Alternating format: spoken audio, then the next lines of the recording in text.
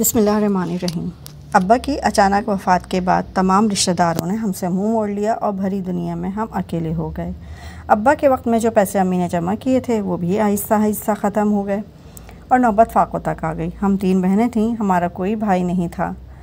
ہم ان دنوں اتنے چھوٹے تھے کہ ہمیں صرف اپنی بنیادی ضرورتوں کی تکمیل سے غرض تھی۔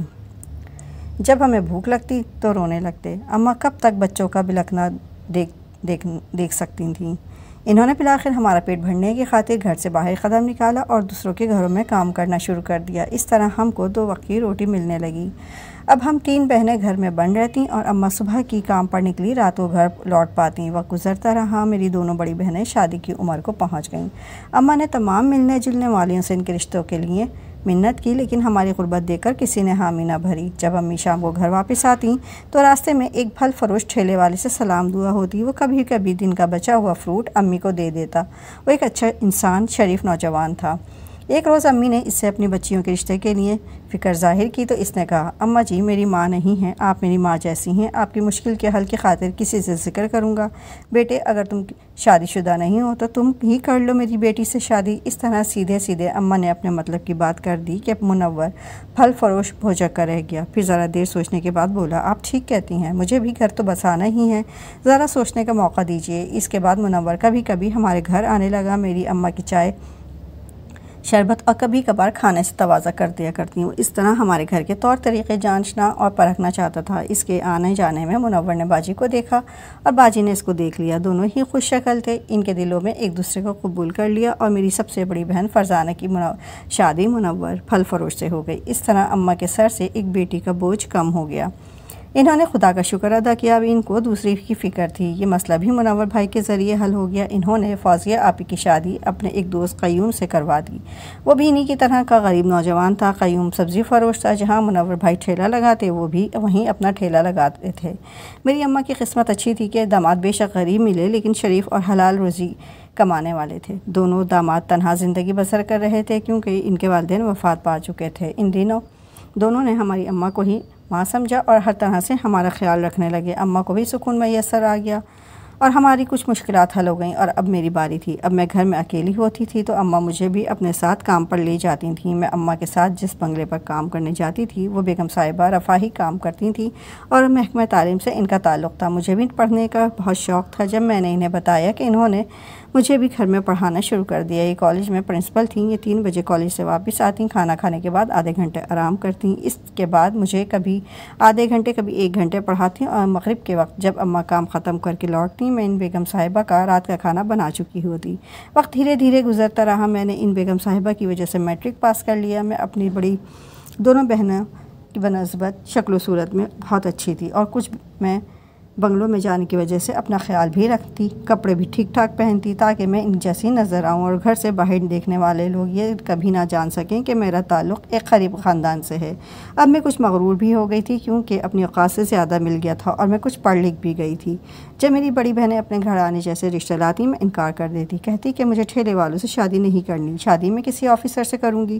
انہی دنوں میں نے ملازمت کی تلاش شروع کر دی اور ایک ہم جماعت لڑکی کے توسط سے اس کے ایک رشتہ دار کی کمپنی میں سیکرٹری کی ملازمت مل گئی۔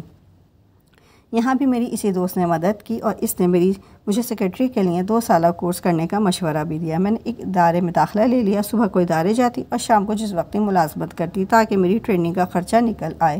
کورس مکمل ہوا۔ اب میں ایک کوالیفائڈ سیکرٹری کی اسامی کی اہل تھی۔ مجھے اچھے مشاہرے پر بہترین سروس ملی۔ میں نے بہت جلد سارا کام سنبھال لیا۔ آفس کے لوگ بھی مجھ سے اچھی طرح ملتے اور میرا احترام بھی کرتے تھے۔ ایک روز میں آفس میں بیٹھی کام کر رہی تھی، ایک شخص میرے کمرے میں آیا اور باس کے بارے میں پوچھا۔ جو ہی میری نظر اس کے چہرے پر پڑی میں اس کے چہرے سے نظر ہٹانا ہی بھول گئی۔ تبھی اس نے اپنے ہاتھ میں پکڑی گاڑی کی چابی سے ٹیبل بجائی تو میں چونک کر شرمندہ ہو گئی۔ اس نے اپنا سوال دہرایا تو میں نے بخلاہٹ سے جواب دیا، آپ ان کے آفس میں تشریف رکھیے، وہ آنے ہی والے ہیں۔ اس نے میری بات پر عمل نہ کیا بلکہ وہ اپنا وزٹنگ کارڈ دے کر چلا گیا، مگر مجھے سحر زدہ کر گیا۔ وہ ایک بزنس مین تھا جو امپورٹ ایکسپورٹ کا کاروبار کرتا تھا اور ان دنوں بیرون ملک میں مقیم تھا۔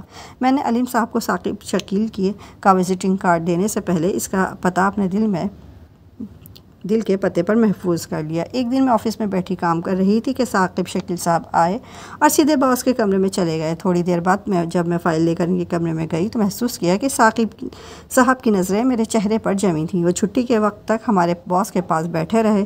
جب میں گھر جانے کو آفس سے نکلی تبھی وہ بھی باہر آ گئے اور مجھ کو گھر تک چھوڑنے کی آفر کی۔ میں نے چند لمحے سوچا، عقل نے سمجھایا کہ ایسا موقع پھر نہ ملے گا۔ آج اس کی آفر قبول نہ کی تو اماں کسی ٹھیلے والے سے ہی بہا دیں گی۔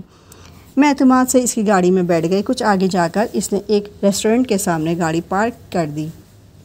میں نے تعجب سے اس کی طرف دیکھا تو اس نے کہا، ہم ادھار نہیں رکھتے۔ آپ نے آفس میں ہماری مہمان نوازی کی، اب ہم کو مہمان نوازی کا موقع دیجیے۔ ان کے ایسا کہنے سے جیسے مجھے تو سارے جہان کی دولت مل گئی۔ اس نے پرتکلف کھانا منگوایا، میرے بارے میں مجھ سے معلومات لیں۔ میں نے سچ اپنے اور گھر والوں کے بارے میں بتا دیا۔ یوں پہلی ہی ملاقات میں اس نے اپنی پسندیدگی ظاہر کر دی۔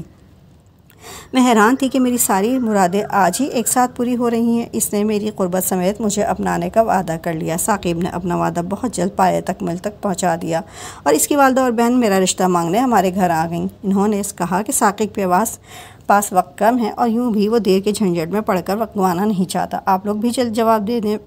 اماں پہلی ملاقات میں رشتہ دینے سے ہچکچا رہی تھی، لیکن یہ خواتین ان کو اچھی لگی تھیں۔ انہوں نے ان سے کہا کہ آپ ہمیں 2-3 دن تو سوچنے کا موقع دیجیے۔ ثاقب کے گھر والے ایک ہفتے بعد آنے کا کہہ کر چلے گئے۔ ہفتہ بعد جب وہ دوبارہ آئے تو مٹھائی بھی ساتھ لائے، کیونکہ باجی نے ہمارے باس سے بات کی تھی اور انہوں نے کہا تھا کہ ہاں میں ثاقب شکیل کو جانتا ہوں، یہ بہت اچھا آدمی ہے۔ میرے لیے تو باس کا اتنا کہنا ہی کافی تھا۔ امی سے ضد کی کہ اب مزید سوچ بچار کی ضرورت نہیں، آپ ہاں کہہ دیجیے، تو اماں کو ہاں کہتے ہی بنی۔ جس دن رشتہ منظور ہوا اگلے دن وہ ہمارے دفتر آئے۔ وہ بہت خوش لگ رہے تھے۔ مجھے تو اپنے باس سے حجاب آ رہا تھا، لیکن ثاقب میرے کمرے میں آ گئے اور کہا، صبا، شادی کے بعد میں تم کو امریکہ لے جانا چاہتا ہوں۔ میں بہت کوشش کر رہا ہوں تاکہ میری واپسی تک تمہارا ویزا بھی لگ جائے۔ ان کے چہرے پر مسرت و اثبات دیکھ کر میرا دل مطمئن ہو گیا۔ شادی کی تاریخ مقرر ہو گئی تو ثاقب کو کسی ضروری کام سے واپس امریکہ جانا پڑ گیا تو اماں پریشان ہو گئیں۔ کہنے لگیں، ایسے لوگوں سے اس لیے ڈر لگتا ہے، پتہ نہیں کب یہ راستہ بدل لیں اور پھر مڑ کر بھی نہ دیکھیں۔ اماں بس بھی کرو، وہ صرف ہفتے کے بعد آنے کا کہہ گئے ہیں، لیکن رخصتی کو ابھی 1.5 ماہ باقی ہے۔ مجھے یقین ہے ثاقب بے وفائی نہیں کریں گے، وہ ضرور آ جائیں گے۔ 1 ہفتہ کیا 1 ماہ گزر گیا۔ اماں کے ان دن انگاروں پر اور راتیں کانٹوں پر بسر ہوتی۔ جوں وقت گزرتا رہا اماں کو انجانے اندیشے ڈرا رہے تھے، لیکن میرے یقین نے میری لاج رکھ لی اور صرف ثاقب واپس آ گئے بلکہ میری شادی بھی مقرر وقت پر ہو گئی۔ پہلے چند ماہ تو خیریت سے گزر گئے۔ جب ان کے جانے کا وقت قریب آیا میرا دل پریشان رہنے لگا، کیونکہ بہت کوشش پر بھی میرا ویزا نہ لگ سکا تھا۔ اب یہ ہوا کہ ثاقب کبھی کینیڈا کبھی امریکہ ہوتے اور کبھی میرے پاس آ کر پاکستان میں رہتے۔ ان کی زندگی 2 حصوں میں بڑھ گئی۔ جب وہ پاکستان ہوتے تو کسی کی ضرورت نہ ہوتی مجھے کچھ کہنے کی، لیکن ان کے جانے کے بعد میری ساس نندوں کی بن آتی۔ وہ مجھے غریبی اور میری جاب کے طعنے دیتی اور ایسی باتیں سناتی کہ میں ان کے اعلیٰ خاندان کی بہو بننے کے لائق نہ تھی۔ ایک دن ثاقب اچانک گھر آ گئے۔ ان کی امی اسی طرح پینڈورا باکس کھولے بیٹھی تھیں۔ انہوں نے اپنی امی کی باتیں اپنے کانوں سے سن لیں، پھر تو گھر کے کونے میں ڈری سہمی بیٹھی تھی اور لب سلے ہوئے تھے اور ان کی امی چیخ چلا رہی تھی۔ ان کو پتہ ہی نہ چلا کہ کب بیٹا ان کے سر پر آ کھڑا ہوا تھا۔ ثاقب نے اپنی امی سے جھگڑا کیا اور مجھے لے کر ایک دوست کے گھر آ گئے۔ کچھ دن وہاں رہنے کے بعد وہ مجھے امریکہ لے آئے۔ یہاں آ کر میں اپنی قسمت پر ناز کرنے لگی، لیکن یہ سکون چند دن کا تھا۔ میں جس طبقے سے تعلق رکھتی تھی وہاں روایات کا پاس ہوتا ہے، لیکن ادھر کا ماحول اکثر مختلف تھا۔ میں شروع سے ہی حجاب لیتی تھی، میک اپ سے ہمیشہ دور رہتی، فیشن کے بجائے مجھے سادگی پسند تھی، جبکہ ثاقب گوروں کے ملک رہنے سے کافی آزاد خیال ہو گئے تھے۔ وہ یہاں کے معاشرے کے رہن سہن میں رچ بس چکے تھے۔ وہ چاہتے تھے کہ میں لباس اور وضاقتہ سے ماڈرن نظر آؤں۔ مجھے کہتے کہ اب تم اپنے اس دیسی حلیے کو ختم کرو اور ویسا ہی ڈھنگ اپناؤ جیسا یہاں رہنے والوں کا ہے، ورنہ یہ لوگ ہم سے متعصب ہو جائیں گے تو ہمارے لیے مشکلات ہوں گی، یہ ہم کو حقیر سمجھنے لگیں گے۔ میرے میاں چاہتے تھے کہ وہ مجھے اپنے انگریز دوستوں کے گھر ان کی پارٹیوں میں لے کر جائیں۔ جب میں ان کی پسند کے مطابق لباس نہ پہنتی اور بغیر حجاب باہر جانے سے منع کرتی تب وہ ناراض ہوتے۔ اس طرح ہمارے گھر کا سکون برباد رہنے لگا۔ مگر ثاقب کی خوشی کی خاطر میں پاکستان کے حساب سے بہت ماڈرن ہو گئی تھی، لیکن اب بھی اس سوسائٹی میں انفٹ تھی۔ میں اپنے شوہر کے ہمراہ رات کو پارٹیز میں ساتھ ہوتی جہاں جسموں کی نمائش عام تھی، لیکن میرا لباس ان کے تصحیق کا نشانہ بنتا۔ اب گھر آ کر ثاقب مجھ سے لڑتے اور سو جاتے، لیکن میں سو نہ پاتی۔ رات بھر روتی رہتی، یہاں تک کوئی بھی میرا غم گسارنا تھا۔ اب ماں یاد آتی، ان کی باتیں رلاتی، وہ ٹھیک ہی کہتی تھیں کہ اس بندے سے تمہارا میچ نہیں۔ ذہنی دباؤ نے میری صحت اور رنگ و روپ پر اثر ڈالا، میں پہلے سے زیادہ دبلی اور سانولی ہو گئی۔ شکر ہے ثاقب میری ذہنی کیفیت کو سمجھ گئے، انہوں نے مجھے مجبور کرنا بند کر دیا۔ وہ مجھے پارٹیز میں بھی نہ لے جاتے، میں گھر پر رہ کر خوش تھی، لیکن انہوں نے اپنی روش نہ بدلی۔ رات کو دیر سے گھر آتے اور شراب پیتے اور سو جاتے، صبح اٹھ کر اپنے آفس چلے جاتے۔ اب اکثر ہماری بات بھی نہ ہو پاتی تھی۔ اب مجھے آزادی کی قدر معلوم ہوئی۔ میں نے ثاقب سے کہنا شروع کر دیا کہ مجھے پاکستان بھجوا دیں۔ میرے مجبور کرنے پر بالآخر ہم وطن واپس آ گئی۔ میں یہاں واپس آ کر بہت خوش تھی۔ کچھ روز ہم اکٹھے رہے، ان کو تو کاروبار کی خاطر لوٹ ہی جانا تھا، سو وہ چلے گئے۔ ایک بار پھر میں ان کے گھر والوں کے رحم و کرم پر تھی۔ ان کی خارتوں کے تیر سہتے ہوئے میری طبیعت خراب رہنے لگی تو میں امی کے گھر چلی گئی۔ وہ مجھے ڈاکٹر کے پاس لے گئیں۔ اس نے خوشخبری سنائی کہ میں ماں بننے والی ہوں۔ مجھے زندگی کی تاریک راہوں میں ایک ایسے ہی جگنو کی ضرورت تھی جو بے شک میرے راستے روشن نہ کرے، لیکن امید کی کرن تو بنے۔ میں نے یہ خوشخبری فون پر ثاقب کو سنائی اور تمام حالات بتائے۔ وہ ایک ہفتے بعد ہی آ گئے۔ وہ بہت خوش تھے، مجھے لینے میکے آ گئے اور اصرار کر کے گھر لے گئے۔ کچھ ہی دن ہنسی خوشی کے سکون سے گزرے، لیکن پھر ان کے گھر والوں کو میرا وجود ناگوار گزرنے لگا۔ بالآخر ان کے اس ناروا سلوک کی وجہ معلوم ہو گئی۔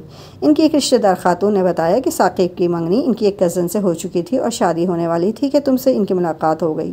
یہ پہلے ہی اپنی منگیتر سے شادی نہ کرنا چاہتے تھے، جب اپنی پسند کی لڑکی مل گئی تو اس سے شادی سے منع کر دیا اور تم سے شادی کر لی۔ اس بات سے ان کی امی ناراض تھیں کیونکہ وہ لڑکی اب بھی ثاقب کے انتظار میں بیٹھی ہے۔ جیسے ہی میرے ہاں بیٹے کی ولادت ہوئی، یہ مجھے امی کے گھر سے لینے پہنچ گئے۔ میری گود میں چاند اترا تھا، میں تو بیٹوں کو باہوں میں لے نہال تھی۔ مجھے پورا یقین تھا کہ بیٹے کی پیدائش کے بعد اب میرے حالات سنبھل جائیں گے، لیکن میں ساس کے عزائم سے نا آشنا تھی کہ وہ پوتا چھین لینا چاہتی تھیں اور اسی لڑکی کو بہو بنا کر لانا چاہتی تھیں۔ میرا بیٹا 11 ماہ کا تھا تو ان دنوں میری امی بیمار ہو گئیں تو میں ان کو دیکھنے میکے گئی۔ میری امی کے گھر جانے کے بعد ایسا پتہ نہیں کیا ہوا کہ ثاقب بھی اپنی پہلی منگیتر سے ملنے لگے۔ ان کے درمیان جو غلط فہمی یا ناپسندیدگی تھی وہ ختم ہو گئی۔ اب ثاقب مجھے لینے نہ آئے۔ میں نے فون کیا کہ اب مجھے میکے سے لے جائیے تو کہا کہ تم وہاں رہنا چاہتی ہو تو رہتی رہو، مجھے تو کچھ دنوں میں واپس امریکہ جانا ہے، وہاں تم نہیں جا پاؤ گی اور پھر پہلے بچے کے کاغذات بنوانے ہوں گے، تب تو تم کو پاکستان میں ہی رہنا ہوگا۔ تو میں نے کہا ٹھیک ہے، آپ مجھے گھر تو لے جائیں، اب میرا دل اپنے ہی گھر میں لگتا ہے، میکے میں نہیں۔ تو وہ بولے ٹھیک ہے، تم بیٹے کو لے کر آ جاؤ۔ میں بہنوئی کے ساتھ سسرال آ گئی۔ میری ساس نے ان کو گھر کے اندر نہ بٹھایا، میں نے یہ بھی سہ لیا۔ امریکہ جانے سے پہلے ثاقب نے کہا کہ چلو تمہاری والدہ سے مل لیتا ہوں، ان کی طبیعت خراب ہے، پوچھ بھی لیں گے۔ میں ان کے ساتھ میکے آئی۔ جب چلنے لگی تو کہا کچھ دن رہنا چاہتی ہو تو رہ لو۔ میں نہیں رہنا چاہتی تھی، لیکن مجھے خطرے کی گھنٹیاں سنائی دے رہی تھیں۔ امی اور بہنوں نے کہا اگر اپنی خوشی سے کہہ رہے ہیں تو 2-4 دن رہ جاؤ۔ یہی مجھ سے غلطی ہوئی کہ ان کے ساتھ گھر لوٹ جانے کے بجائے میکے میں رک گئی۔ وہ بیرون ملک روانہ ہو گئے۔ 4 دن بعد ساس اور دیور آ گئے۔ کہا کہ ہم بچے کے لیے اداس تھے تو اس سے ملنے کے لیے آئے ہیں۔ ساس میری امی سے باتیں کرتی رہیں اور دیور میرے بیٹے کے ساتھ کھیلنے لگے اور گود میں اٹھائے گھر سے نکل گئے کہ ذرا گھما لاتا ہوں۔ میں نے تو وہم و گمان میں بھی نہ تھا کہ یہ لوگ کس نیت سے آئے ہیں۔ میں ان کے لیے چائے وغیرہ تیار کرنے میں لگی تھی، کچن سے ٹرے لے کر باہر نکلی تو نہ دیور تھے، نہ ساس اور نہ میرا بچہ موجود تھا۔ وہ میرے لال کو لے کر 9-11 ہو چکے تھے۔ میں نے گھبرا کر ثاقب کو فون کیا، جواب نہ ملا۔ جب میں امریکہ میں تھی تو میرا ایک پاکستانی گھرانے میں آنا جانا تھا۔ ان کو فون کیا، انہوں نے ثاقب سے بات کی اور کہا کہ یہ آپ کے گھر والوں نے غلط کیا ہے، اتنے چھوٹے بچے کو ماں سے چرا لیا ہے۔ اپنے گھر والوں کو کہیں کہ بچہ آپ کی بیوی کو دے دیں، ورنہ ہم سفارت خانے کو رپورٹ کرتے ہیں اور آپ کی بیوی کی ہر ممکن مدد کریں گے۔ انہوں نے جب ثاقب کو ڈرایا تو اس نے اپنی ماں کو فون کیا، مگر انہوں نے بچہ واپس کرنے سے انکار کر دیا اور نہ جانے کس طرح کی باتیں کر کے انہوں نے ثاقب کو راضی کر لیا کہ انہوں نے مجھ کو طلاق کے کاغذات بھجوا دیے۔ اب میرے لیے ان کے گھر میں قدم رکھنے کا کوئی جواز نہ تھا۔ مجھ کو وہاں جانے کی چاہ بھی نہ تھی، مگر میں اپنے بچے کو کس طرح بھلا سکتی تھی؟ 3 سال میں نے کس اذیت میں گزارے میرا خدا جانتا ہے۔ میں ہر نماز میں رو رو کر دعا کرتی تھی کہ اے خدا میرے لخت جگر کو مجھ کو ملا دے۔ میری دعا خالق نے سن لی۔ ایک روز میں اپنے شوہر کے گھر کی طرف اپنے بچے کو دیکھنے کی آس میں گئی۔ جب ان کے گھر کے دروازے پر پہنچی، دیکھا کہ میرا بچہ گھر سے باہر جھانک رہا ہے۔ میں ہاتھ میں کھلونا اور ٹافی کے پیکٹ لے کر گئی تھی۔ اس کو اشارے سے بلایا، کھلونا دکھایا، وہ بھولا بھالا باہر نکل آیا اور دوڑ کر میرے پاس آ گیا۔ میں نے اس کو اٹھایا، ہاتھ میں کھلونا پکڑوایا اور جلدی گلی سے سڑک پر آ گئی۔ اس کو لے کر امی کے گھر جانے کے بجائے باجی کے گھر پہنچی۔ اس وقت منور بھائی گھر پر موجود تھے۔ وہ مجھ کو اور میرے بیٹے کو ساتھ لے کر اپنے عزیز کے گھر آ گئے جو گاؤں میں رہتے تھے۔ انہوں نے مجھ کو ان کے حوالے کیا اور کہا یہ میری بہن اور بھانجا ہے، جب تک میں ان کو لینے نہ آؤں ان کو اپنے پاس رکھنا ہے۔ ادھر میری ساس اور دیور امی کے پاس گئے۔ امی نے کہا کہ مجھے نہیں معلوم وہ کہاں چلی گئی ہے، وہ یہاں اپنا بچہ لے کر نہیں آئی۔ ساس بڑبڑاتی ہوئی چلی گئیں اور کر بھی کیا سکتی تھی، عدالت سے بھی بچہ ان کو نہ ملتا ہے۔ جب انہوں نے ثاقب کو فون کر کے بتایا تو ثاقب نے ماں سے کہا کہ میں کاروباری معاملات میں الجھا ہوا ہوں، بچہ ہم بعد میں لے لیں گے، فی الحال میں نہیں آ سکتا۔ میری زندگی کی سب سے بڑی خوشی مل گئی تھی۔ سسرال والوں نے پھر رابطہ کیا اور نہ میرا پیچھا کیا۔ ثاقب نے میرے بہنوئی کو فون کیا اور کہا کہ صبا سے کہو سکون سے رہے، کوئی اس کو تنگ نہیں کرے گا، بچے کی پرورش کا خرچہ چاہیے ہے تو بھجوا دوں گا۔ خرچہ میں نے نہ لیا، بچہ انہوں نے نہ لیا۔ البتہ فرحانہ سے میری ساس نے ان کی شادی کروا دی اور وہ اس کے ساتھ خوش و خرم ہو گئے، جبکہ میں نے اپنے لخت جگر کے سہارے زندگی گزار دوں گی۔